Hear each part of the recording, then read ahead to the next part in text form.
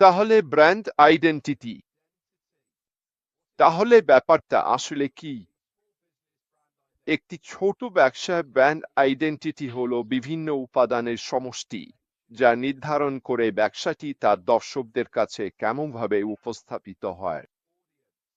মানে এটা সেই জিনিস যা তারা চিনতে পারে। এটি শুধু ভিজুয়াল দিক যেমন লোগো আর রং নয়, বরং ব্র্যান্ডের কণ্ঠস্বর, মূল্যবোধ এবং সামগ্রিক ব্যক্তিত্ব অন্তর্ভুক্ত করে, যা গ্রাহকের সঙ্গে মিল রেখে একটি অনন্য ও সহজে চেনা যায় এমন ইমেজ তৈরি করে।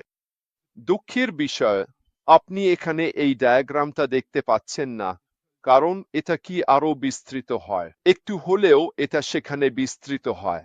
তাহলে এর মাঝখানে আছে ব্র্যান্ড আইডেন্টিটি, আর সেখান থেকে এটা আপনার ব্যবসার অন্যান্য সব অংশে ছড়িয়ে পড়ে। আর এটা কেন আছে? কারণ মানুষ প্রথমেই যে জিনিসটা চিনতে পারে সেটা হলো আপনি যে ব্র্যান্ড, সেটাই। এখন স্বাভাবিকভাবেই পরবর্তী ধাপে আমাদের ইতিমধ্যেই একটা ব্র্যান্ড থাকতে পারে। পরবর্তী ধাপে আমাদের লোগো থাকবে ইত্যাদি। আর এখানে যে বিষয়টা আমি তোমাদের বোঝাতে চাইছি সেটা হলো, ইভেন যদি আমাদের ব্র্যান্ড, লোগো আর বাকি সবকিছু থাকে, তোমার মার্কেটিং এর অংশ এবং তুমি চাও তোমার ওয়েবসাইট কেমন দেখাবে ইত্যাদি, এসবই নির্ধারণ করবে তোমার ব্র্যান্ড, বিশেষ করে তোমারটা। ব্র্যান্ড আইডেন্টিটিতে উল্লেখ করা হয়েছে যে ভয়েস, মূল্যবোধ এবং ব্যক্তিত্ব, এই জিনিসগুলো তোমার ব্র্যান্ডিং এর জন্য গুরুত্বপূর্ণ।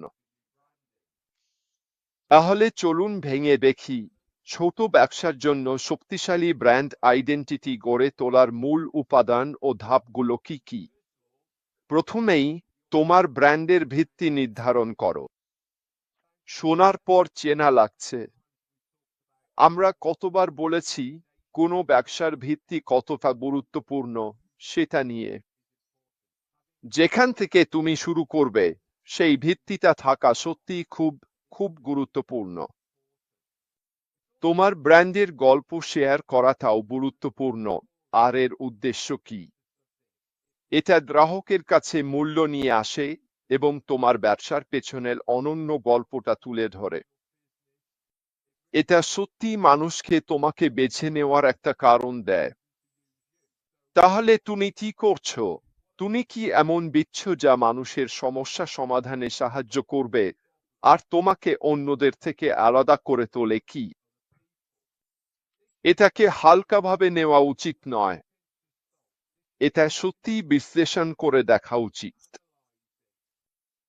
ধরো আমরা নতুন একটা পর্যায়ে শুরু করছি এবং আমাদের কাছে শুধু একটা পণ্য আছে।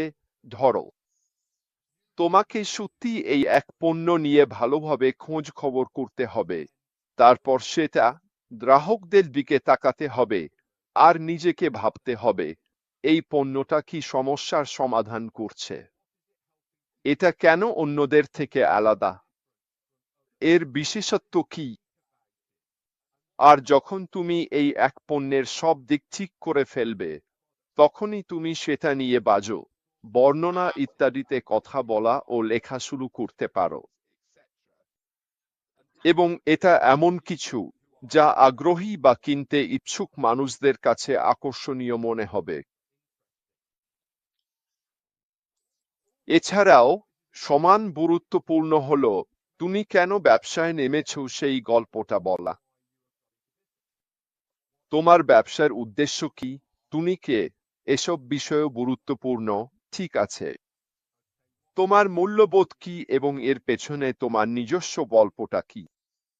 এটাও খুবই গুরুত্বপূর্ণ যে মানুষ যেন তোমাকে জানার চেষ্টা করে, যেন তারা, তুমি শুধু সেখানে দাঁড়িয়ে বলতে চাও না, আমি যতটা পারি বিক্রি করতে চাই, যাতে অনেক টাকা উপার্জন করতে পারি।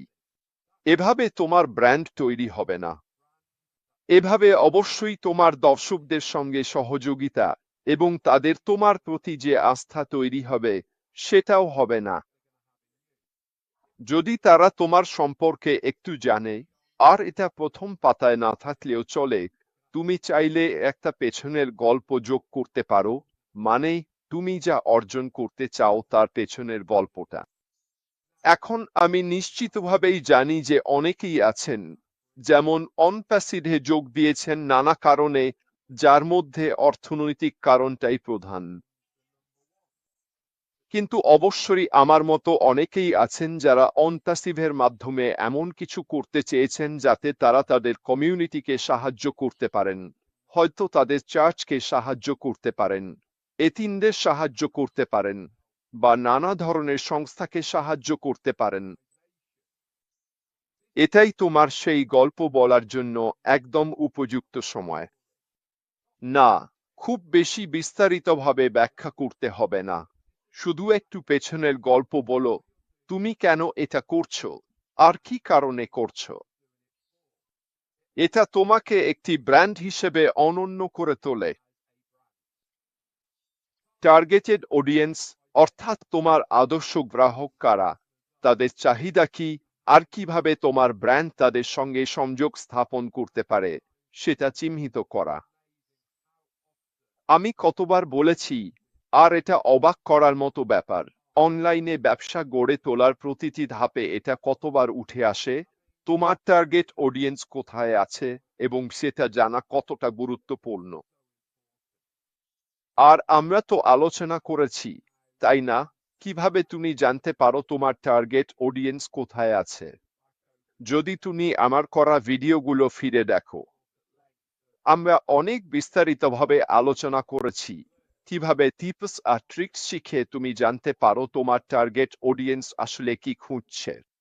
একবার তুমি এগুলো চিহ্নিত করতে পারলে, তখন তুমি সেগুলো তোমার ওয়েবসাইটের বাজেটে এবং তোমার ব্র্যান্ড কি হতে চলেছে সেটার মধ্যেও কাজে লাগাতে পারো। মিশন এবং মূল্যবোধ স্পষ্টভাবে জানিয়ে দাও তোমার ব্যবসা কি নিয়ে দাঁড়িয়ে আছে এবং এর মূল বিশ্বাসগুলো কি। অবশ্যই আমরা এটা নিতে পারি যেটা আমরা আমাদের পরবর্তী ধাপে দেখতে চলেছি। কেন? কারণ আমরা এর সঙ্গে একমত। আমরা একমত এই ব্যবসা জানিয়ে দাঁড়িয়ে আছে এবং এর মূল বিশ্বাসগুলোর সঙ্গে। তুমি জানো, আমরা জানি আমাদের কাজের অনেকটাই মানবিক দিক নিয়ে। এটা এমন এক ব্যবসা যার হৃদয় আছে, আর সেটাই আমাদের ভিড়ের থেকে আলাদা করে তোলে, কারণ আমরা এটা করি মূল্যবোধ থেকে, টাকার জন্য নয়। তুমি জানো, এটাই পার্থক্য। আমরা এখানে জানিয়ে এসেছি সেটা পুরোপুরি উল্টে দিয়েছে প্রচলিত ধারণা, আর এটা এমন কিছু যা তোমার ব্র্যান্ড পরিচয়ে ব্যবহার করা উচিত যাতে তুমি ভিড়ের মধ্যে আলাদা হয়ে উঠতে পারো। আমরা এখানে শুধু লোগো বা এসব নিয়ে কথা বলছি না, আমরা এমন কিছু নিয়ে কথা বলছি যা অন্য মানুষের কাছে অর্থবহ।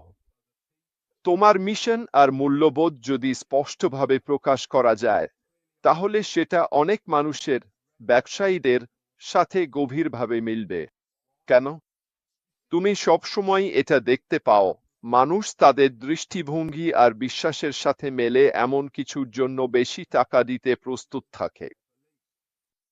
তুমি শুধু সুপারমার্কেটের তাক আর মানুষ কি কিনছে সেটা দেখলেই বুঝতে পারবে।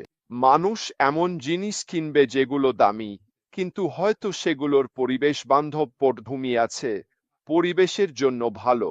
তারা এতে বেশি টাকা দিতে আপত্তি করে না, কারণ তারা জানে ওই কোম্পানির ব্যবসায়িক উদ্দেশ্য ঠিক আছে। কারণ তারা তারা ভোক্তাদের জন্য এমন কিছু দিচ্ছে যা পরিবেশের ক্ষতি করে না, উদাহরণস্বরূপ, বা যেটা ঘটছে তার জন্য ক্ষতিকর নয়। তুমি শুধু ভালো মানের জিনিসগুলোর দিকেই তাকাও, আমি মনে করি। মানুষ ভালো মানের জন্য বেশি টাকা দিতে প্রস্তুত, কারণ এতে তারা যা পাচ্ছে তার মূল্য বেশি হয়। যেসব জিনিস একবার ব্যবহার করে ফেলে দেওয়া যায় বা ততটা ভালো নয়, মানুষ এখন সেগুলো শুধু প্রয়োজনের জন্যই কিনে, তাদের বিশ্বাসের সাথে মেলে বলে নয়। আমি ব্যক্তিগতভাবে বিশ্বাস করি, যদি তুমি একটা ব্র্যান্ড গড়ে তুলতে চাও, বিশ্বস্ত গ্রাহকদের একটা কমিউনিটি তৈরি করতে চাও, তাহলে শুরু থেকেই তোমার ব্যবসায়িক মূল্যবোধ কি সেটা স্পষ্টভাবে তুলে ধরতে হবে।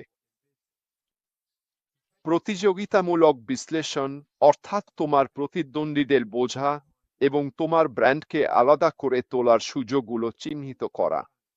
আমরা তো এ নিয়েও কথা বলেছি, তাই না? এটা শুধু তোমার পণ্য আর সেবার কথা জানার বিষয় নয়।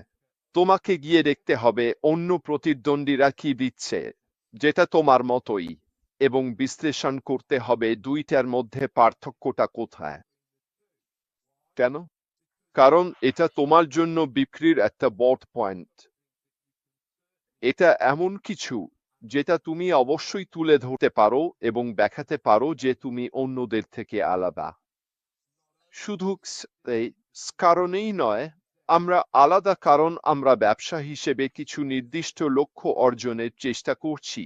আমরা বৈশ্বিক পরিবেশে কি করতে চাই এবং কিভাবে পরিবর্তন আনতে চাই সেটাও দেখাতে পারো। আমি তোমাকে নিশ্চিত করে বলতে পারি, এই সব বিষয়ে তোমার সম্ভাব্য অনেক গ্রাহকের সাথেই দারুণভাবে মিলবে। তাহলে ভিজুয়াল আইডেন্টিটি এটা কি? এটাই সেই জিনিস যেটা মানুষ প্রথমে দেখে।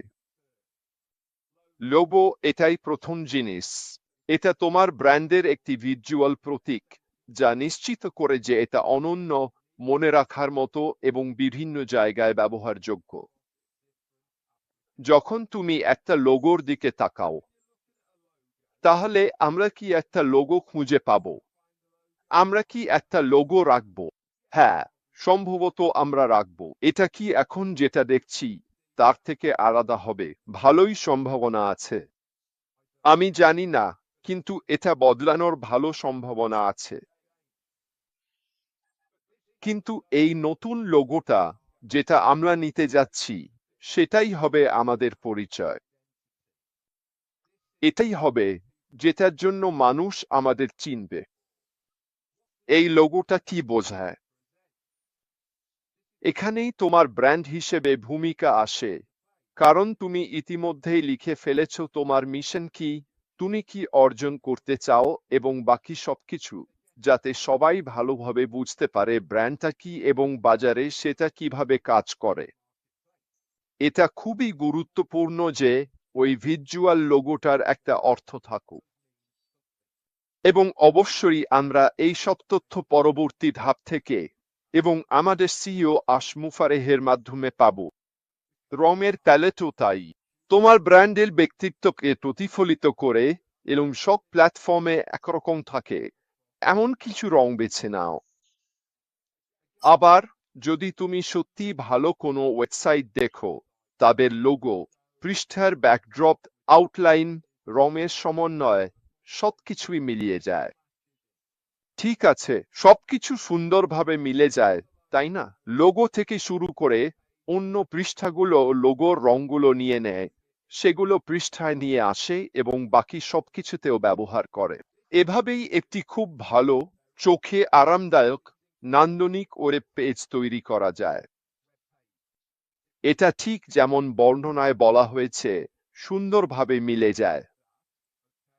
তুমি যদি এটা করতে পারো, ঠিক আছে, এবং ভাবো, আমি কি সেই সঠিক রঙগুলো ব্যবহার করছি যেগুলো ব্র্যান্ডের জন্য উপযুক্ত? আমি কি ওয়েবসাইট বানানোর সময় লোগোর সঙ্গে মানানসই রঙের পছন্দে থাকছি? এই রঙগুলো কি সব প্ল্যাটফর্মেই দেখা যাচ্ছে? আর যদি এর উত্তর হ্যাঁ হয়, তাহলে তুমি জানো যে তোমার রঙের সমন্বয় এবং ডিজাইন ঠিক আছে, যা তোমাকে অন্য কারো তুলনায় বেছে নেওয়ার ক্ষেত্রে সাহায্য করবে। এটা দেখতে যেমন হওয়া উচিত, শোনাতেও তেমন, এবং আমরা গ্রাহককে তাদের চাওয়া পণ্য ও সেবার অংশ পেয়ে দিতে যাচ্ছি। আর যদি তুমি এই সমীকরণের সব অংশই গ্রাহকের কাছে পৌঁছে দিতে পারো এবং তারা খুবই খুশি হয়, তাহলে জানো কি হবে? তখন তুমি শেষ পর্যন্ত সবচেয়ে ভালো মার্কেটিং পদ্ধতির দিকে এগিয়ে যাও, আর সেটা হলো মুখে মুখে প্রচার। এর কোনো খরচ নেই, কিন্তু প্রভাব সবচেয়ে বেশি। টাইপোগ্রাফি এটা কি? এটা হলো এমন ফন্ট বেছে নেওয়া যা তোমার ব্র্যান্ডের টোনের সাথে মানানসই এবং পড়তে সহজ। হায়ারোগ্লিফিক্স ব্যবহার করে কোনো লাভ নেই। ইটালিক লেখাও কোনো কাজে আসে না। পুরনো ইংরেজি ফন্ট ব্যবহার করেও কোনো লাভ নেই। এমন কিছু ব্যবহার করে কোনো লাভ নেই যা মানুষ পড়তেই পারে না। নিশ্চিত করো যে তোমার লেখা শব্দগুলো মানুষ পড়তে পারে। এর মানে হলো তুমি যে লেখার ওপর লিখছো তার পেছনে সাধারণ বা খুব হালকা ব্যাকগ্রাউন্ড রাখো, যাতে শব্দগুলো স্পষ্টভাবে চোখে পড়ে। প্রতিটি পাতায় পুরোটা জুড়ে একই থিম বজায় রাখো। তবে, এবং এটা একটা ব্যতিক্রম, যদি তুমি তৃতীয় পক্ষের কথা বলো, তখন তুমি ফন্ট এবং রং পরিবর্তন করতে পারো, কারণ এটা আলাদা একটা অংশ এবং তুমি আসলে বোঝাতে চাও যে এটা তুমি নও, এটা অন্য কেউ।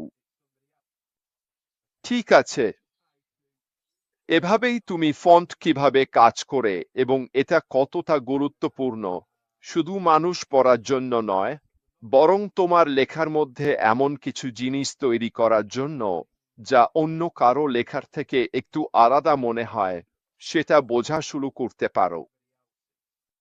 ঠিক আছে, তাহলে যখন তুমি কোনো বর্ণনা লিখছো, ধরো তুমি তৃতীয় পুরুষে কারো সম্পর্কে বলছো, অথবা কেউ তোমার পণ্য বা সেবার ওপর রিভিউ দিয়েছে আর তুমি সেটা হাইলাইট করতে চাও, তখন সেটা সাধারণত ওয়েব পেজে যেভাবে লেখো তার থেকে আলাদা ফন্ট বা আলাদা লেখায় উপস্থাপন করো।